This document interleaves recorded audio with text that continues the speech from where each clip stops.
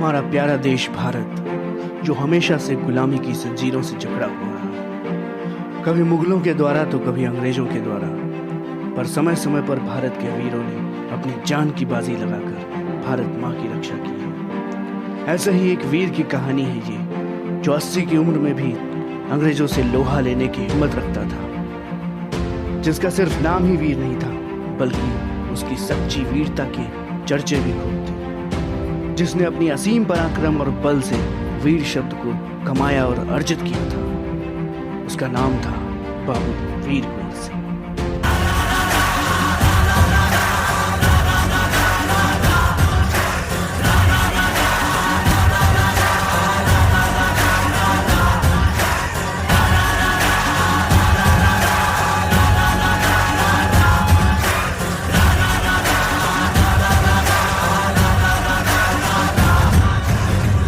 बाबू वीर कुंवर सिंह का जन्म 23 अप्रैल 1977 को बिहार के भोजपुर जिले के जगदीशपुर गांव में हुआ था।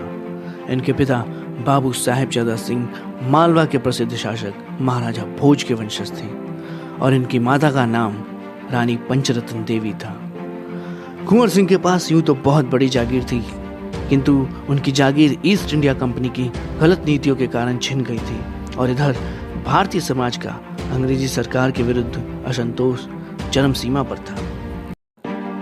यह असंतोष सन 1857 में अंग्रेजों के खिलाफ खुले विद्रोह के रूप में सामने आया। क्रूर ब्रिटिश शासन को समाप्त करने के लिए सभी वर्ग के लोगों ने संगठित रूप से कार्य किया और एक ही समय पर नाना साहब, रानी लक्ष्मीबाई, तात्या टोपे, बेगम हजरत महल, बहादुर शाह जफर जैसे शूरवीरों ने अपने अपने क्षेत्रों से अंग्रेजों के विरुद्ध युद्ध छेड़ दिया।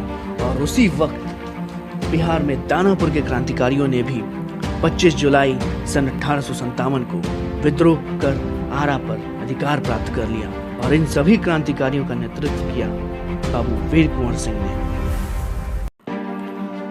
हालांकि अंग्रेजों की तुलना में कुंवर सिंह के पास साधन सीमित थे, परंतु वे निराश नहीं हुए।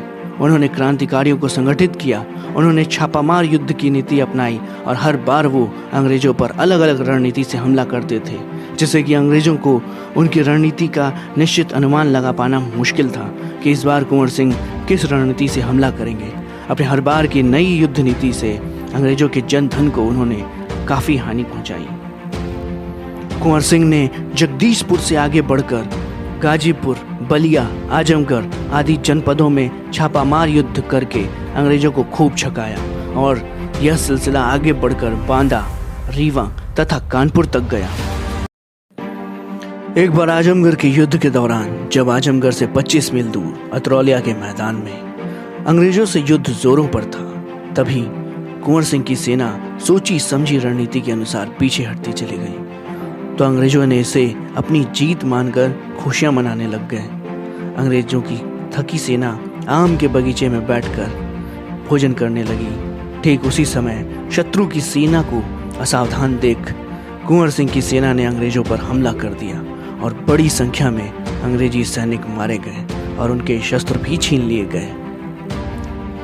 कुंवर सिंह की इस रणनीति को अंग्रेजों ने धीरे धीरे अपनाना शुरू कर दिया। एक बार जब कुंवर सिंह सेना के साथ बलिया के पास शिवपुरी घाट से रात्रि के समय कश्तियों में गंगा नदी पार कर रहे थे, तभी अंग्रेजी सेना वहां पहुंच गई और अंधाधुंध गोलियां चलाने लगी। अचानक एक गोली कुंवर सिंह की अपने हाथ में लगी तो अंग्रेजी कारतूस को अपने शरीर में रखना उन्हें गवारा नहीं समझा, स्वीकार नहीं किया। उन्होंने तुरंत अपनी तलवार निकाली और केहुनी के पास से अपना दायां हाथ काट कर गंगा को अर्पित कर दिया और बाएं हाथ से ही अंग्रेजों से लड़कर अपने गांव जगदीशपुर पहुंच गए।